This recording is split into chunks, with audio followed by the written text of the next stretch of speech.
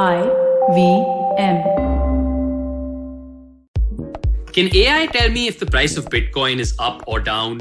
Can it tell me when is a good time to buy more Ethereum? The answer to both those questions is yes. AI is an amazing field that makes so many processes seamless and easy, and it can be tremendously useful to know exactly how it works. Luckily, Intel's Digital Readiness Program is here to empower everyone with skill sets, mindsets, and tool sets to use in an AI-fueled world. So you can be ready to develop AI for sports if you want to as well. The Intel AI for Youth program is an initiative that guides today's youth to an understanding of AI, how it's designed, and why it's important today. Intel's been working with the CBSE, Ministry of Education, and the Government of India to empower today's youth to build social impact solutions while demystifying what AI is. How do you take advantage of this? Purchase an Intel Core-powered PC and you get free access to 80+ hours of immersive and hands-on training about AI. On completion of the program, along with a certificate, you get access to AI toolsets to put what you learn to good use. So, don't wait. Log on to futurebanawonderful.intel.com. Future Banaw Wonderful by bringing home an Intel-powered PC. Hi, welcome to another episode of a show about crypto. We have been motoring along nicely for the last couple of weeks. We started off with the very basics of what is a cryptocurrency. And after many detours and journeys through everything from what Ethereum is to what decentralized finance is, we've arrived today at what I think is an important question and discussion point, which is how do you store your crypto and what is a crypto wallet? And to discuss that with me, I have Tarusha Mittal, who is the COO of Oro Pocket, of Cloudrino and UniFarm, and somehow in the middle of all of that has the time to do her own podcast about the blockchain called Living on Blockchain. So I'm very grateful to have some of your time today. Tarusha, thank you so much for joining us on the show. Hello. No, thank you so much, Rohan, for calling me. I'm looking forward to this conversation. You make time. That is what I think. Time is a construct. I'm so glad you did. So to jump straight into it, I buy some crypto. It's on an exchange. There it is. I've made the purchase. It's all happened.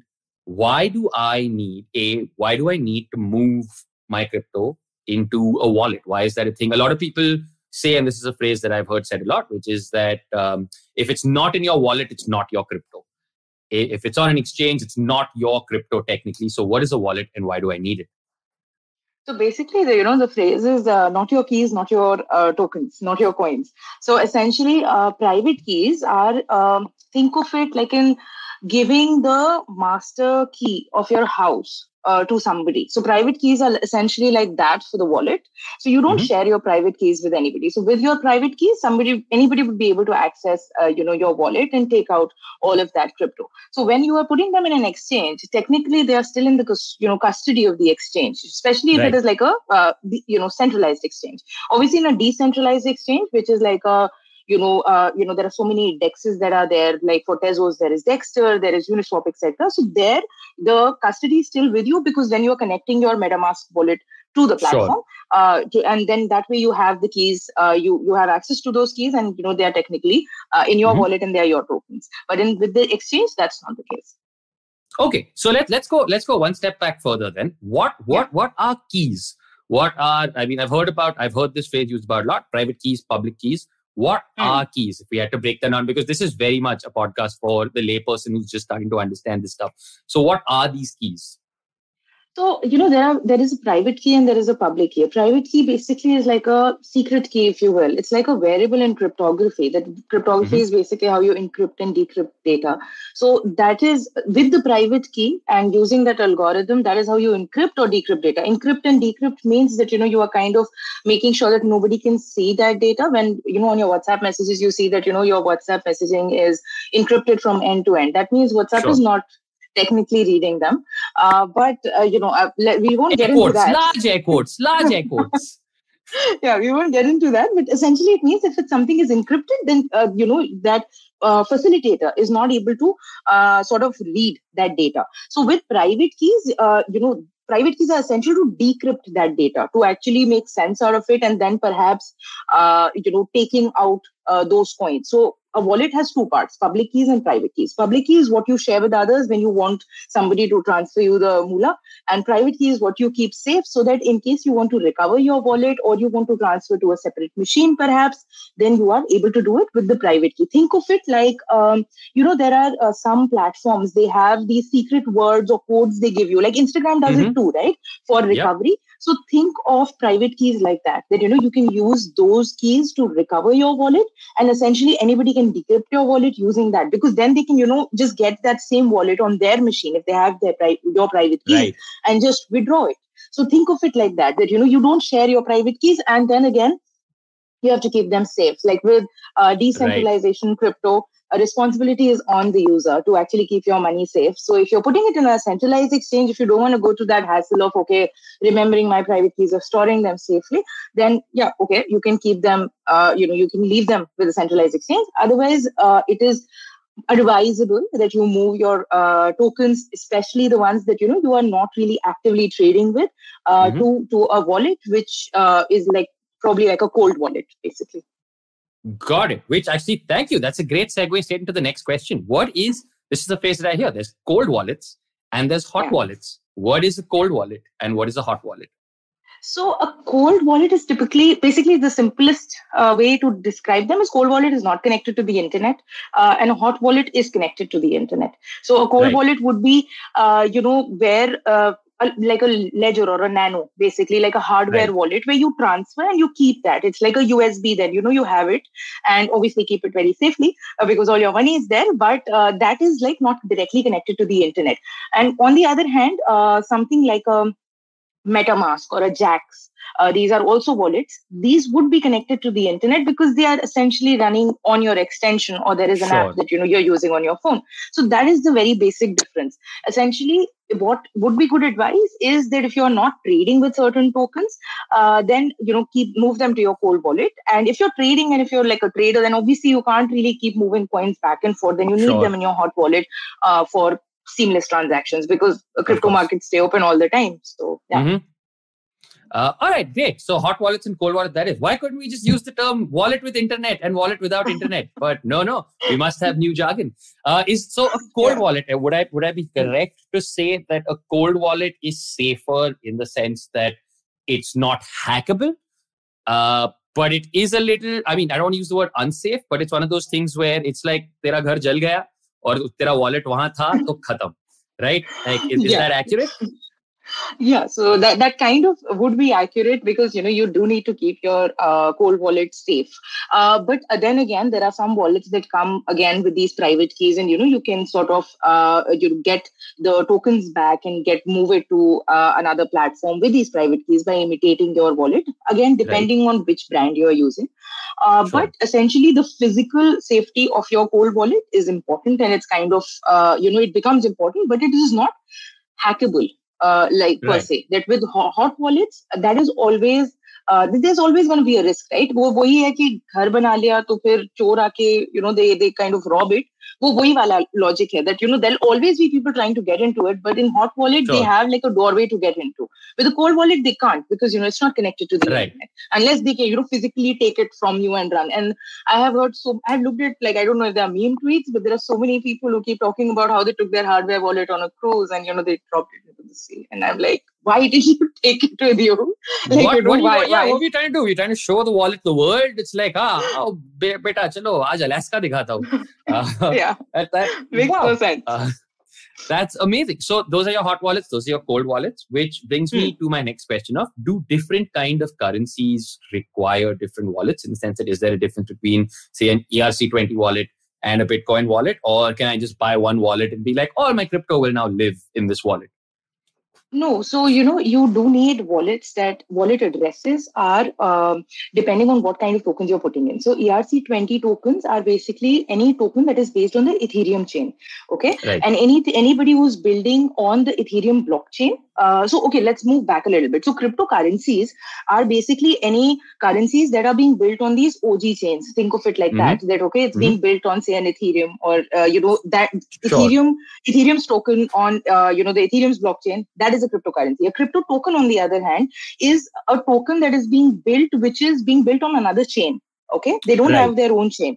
So then, you hear of all of these altcoins, right? Most of them are being built on Ethereum, and that is the blockchain that you are using. So these are EVM compatible ERC20 tokens. So the wallet address that you will be pushing these tokens to has to be EVM compatible or an ERC20 wallet, so that all of these tokens can go safely there. But do not make the mistake of sending tokens to say, like a USDC wallet address. You're sending USDT, and I've had investors who've done that. You just lose that money. So, you have to be really very careful. You just lose that money. You're sending it to like a wallet address. You just sent it into space, essentially. You've just sent it into space, and that's it. And just to clarify again for the people listening, and I'm lying, not for the people listening, for me, what does EVM stand for? Aside from electronic voting machines?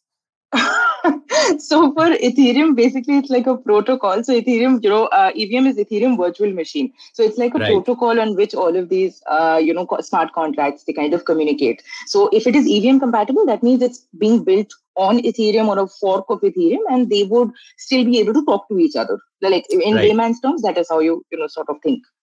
Right. So it's like, this is like two banks being able to communicate with each other versus two banks that would not be able to communicate with each other because they were on completely different protocols. Different software sort of things. Think about it, somebody is using Tally and somebody is still using Excel. तो वो दोनों एक दूसरे में बात नहीं करेंगे unless you have like some external widgets. So they need to be facing each other. So that is why you need something that is being built on the same protocol. So if they are EVM compatible, then they can go into the same wallet address. If they are not, then you do need different kind of wallet addresses, like depending on the chain. So then if the token is being built on a certain chain, then obviously those tokens, unless they are ERC20 tokens, you can't really send them to that wallet. They will be lost. Slightly tangential question then. You also need a specific kind of wallet to be able to store and access NFTs, right? That wallet needs to be, and what does that have to be? See, for these are ERC20, and then the NFTs are basically on ERC 721 and ERC 1551. Don't quote me here. This is like 3 years ago. This is like 3 years ago when Samsung just kept launching phones with all sorts of names and numbers. It's like trying to keep up with that all over again. But okay, let's not quote you on the numbers, but let's say, all right, so this is ERC20 versus NFTs, which are on ERC 721 and then ERC 1551, I think. So those are the two different kinds of tokens. They are not the same as ERC20. Then, the way the smart contracts work is also not the same. So obviously you need like a different wallet address that would be compatible with these to store them. Okay. So you can get them easily on OpenSeas. Like, you go on OpenSea or Rarible and just get it. Yeah. Okay, fantastic. And I would need this in addition to the separate ERC20 wallet on which, say, my Ethereum or my other stuff is stored. Yes. That is advisable again. And that is how, because again, with the way these kind of contracts are coded and everybody does their own thing. So it is advisable that, you store your NFTs in a separate wallet and these old tokens and these ERC20 tokens on a separate wallet. Understood. Now, one final question sort of about wallet security, which is what are seed words or seed phrases, and what is the correct security protocol that should be followed by people when dealing with these seed words or phrases? So seed words are very similar to like, as I said, like the private key that, these are the seed words are used to basically recover your wallet. So if you make an account on MetaMask, they will give you like, your seed words and a list of words basically that they ask you to store it very properly. Again, going back to the Instagram analogy, like Instagram gives you like a, this alpha numeric sort of a code that, okay, this can be used to get your account back in case, you lose access. So they are very similar. Again, you need to store them properly and not lose them because, then again, you might not be able to get back access in case you lose your machine or, you forget the password or whatever. All right, we're going to take a short break. We will continue right after this.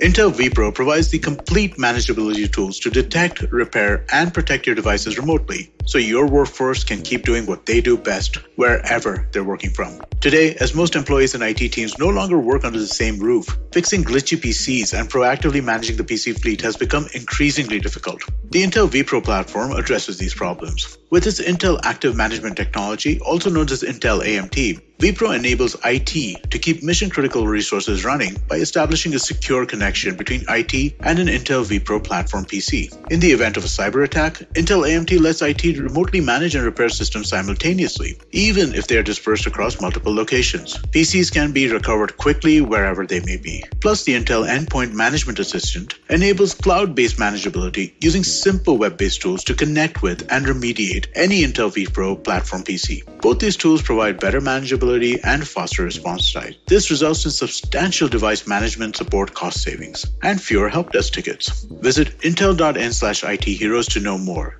Intel vPro is built for business.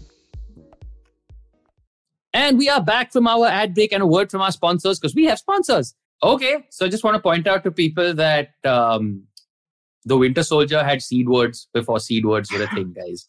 Marvel knew what they were doing all along. They predicted this. The other question that I have is, with these seed words, be super duper careful. Security. All of those things, super security. Don't tell them to anybody. Try not to forget them. That's a very important thing. So this is confession time. All right. I got a wallet when I just started getting into crypto. Luckily, I had not moved anything into it. And I followed all the instructions, right? Because they diligently tell you at the start.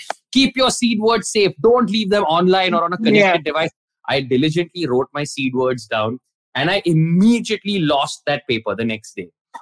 Which really should tell you everything you need to know about how equipped I am for this new crypto future. The other thing that you remember, you have to just keep them and somewhere safe. Like that is the only way that you write it down and keep it safe. Because remembering them is not anymore. What is safe for physical documents anymore? We all have that drawer in our house that is just papers. And then one day you decide to clean out those papers, and then your seed words are gone, and that's just like You look at them and you're like, what is this? And then you throw it out and then you later remember. It's like, why did I write down railway? Like, what?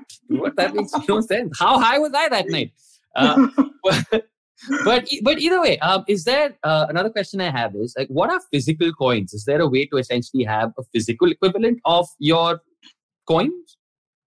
So, lots of people are trying to do asset-backed coins. Okay, so for example, they are also trying to delve into commemorative gold coins, which would be NFTs, basically gold-backed NFTs.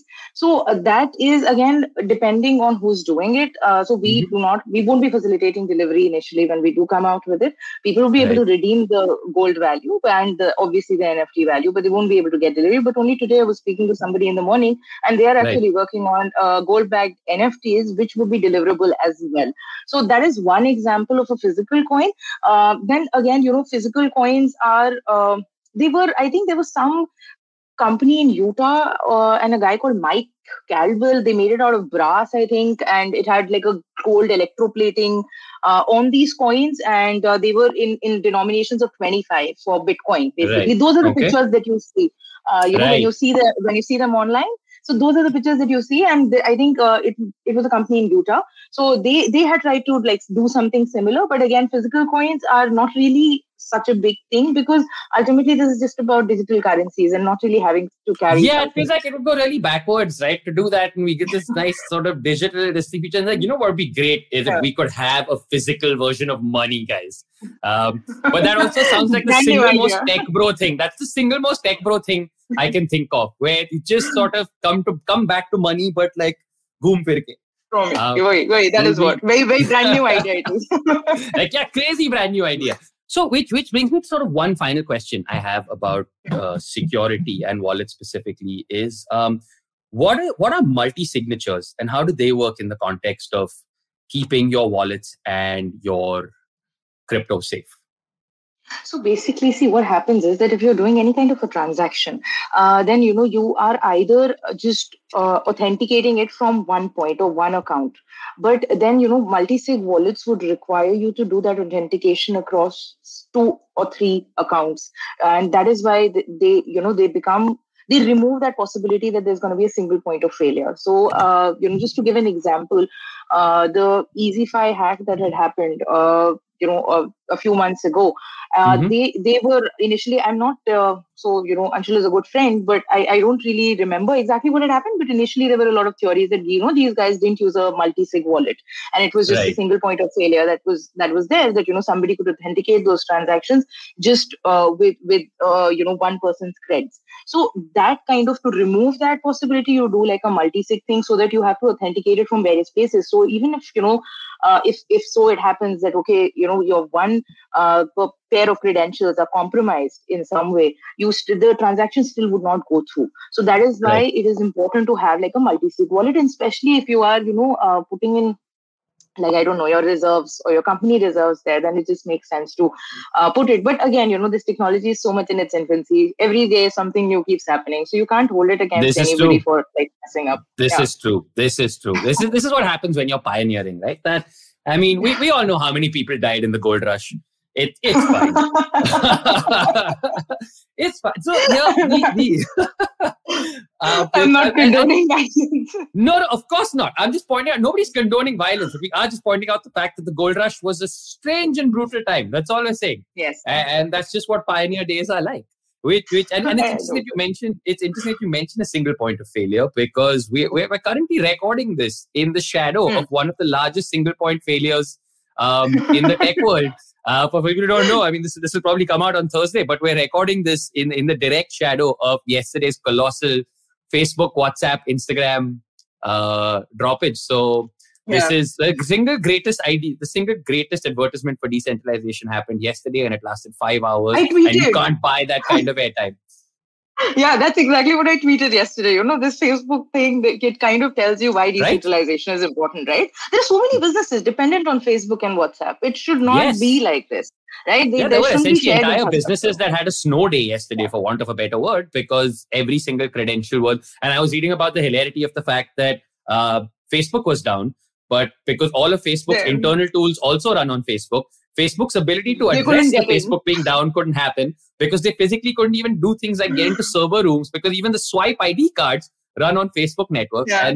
And my favorite thing that somebody pointed out was that Facebook's status page is hosted on Facebook, which is even the dumbest thing I have heard in my life.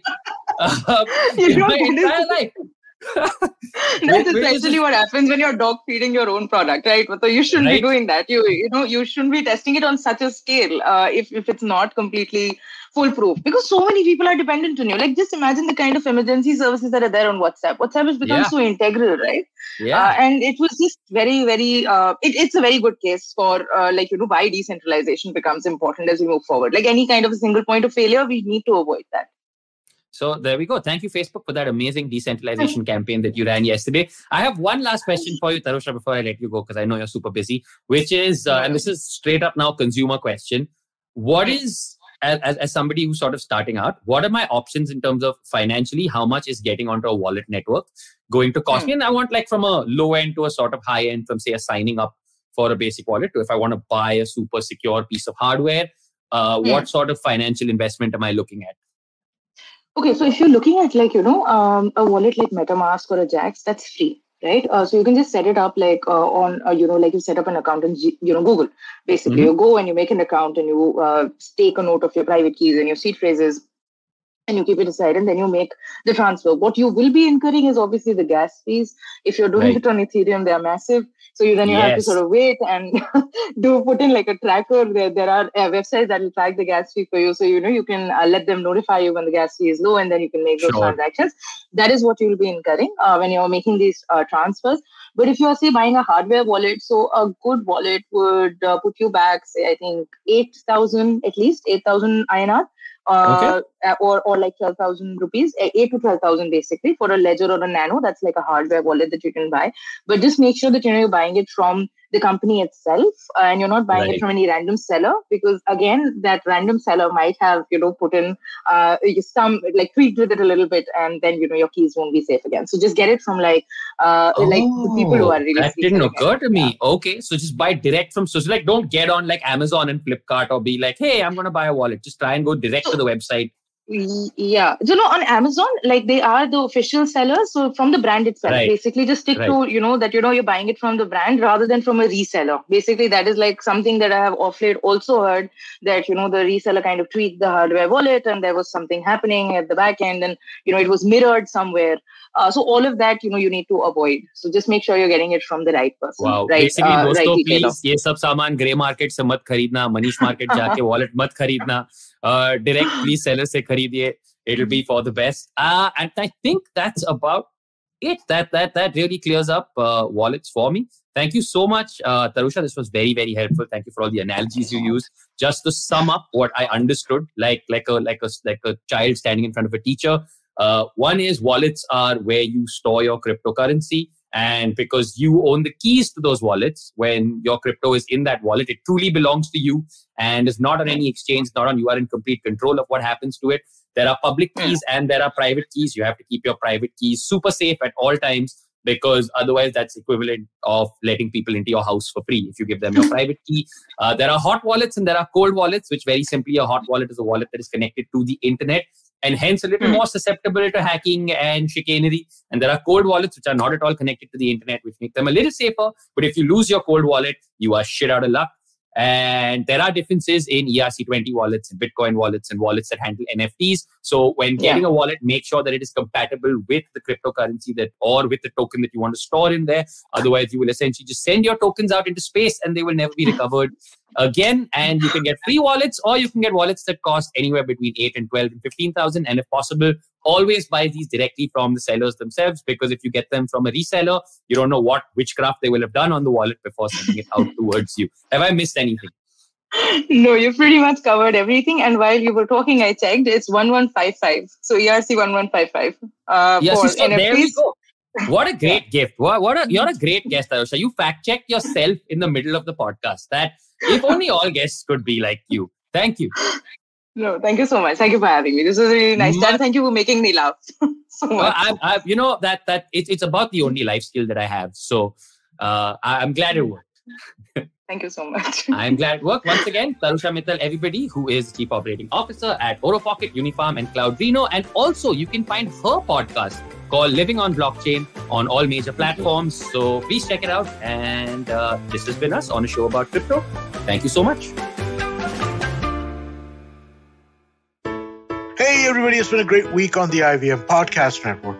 On the Edges and Sledges Cricket Podcast, Ashwin and DJ dive into all the major scoops from the first week of the IPL's 2021 second leg. They talk about the Indian women's team beating Australia in the third ODI, breaking their winning streak of 26. On KBCD, Farhad and Sunetra are in conversation with mental health practitioner Unnati Bharadwaj. They discuss loopholes in the mental health industry, especially for queer individuals, and how to come out safely to friends and family. On All Things Policy, Priyal Dalmeda and Ruturaj Govekar discuss the rationale behind booster shots. On Hans Vani, listen to an intriguing story called Aakhe about how our eyes see everything and yet sometimes fail to grasp reality. And on the Life Manifesto, Zarina talks about the implications of burnout. Do follow us on social media. We're IVM Podcast on Twitter, Facebook, Instagram, and LinkedIn. And remember, if you're enjoying this show or any other show for that matter, please do tell a friend. And finally, we'd like to thank our sponsors on the network this week, Cred, Bank of Baroda, Quarter, CoinSwitch, Kuber, and Inter. We appreciate the support.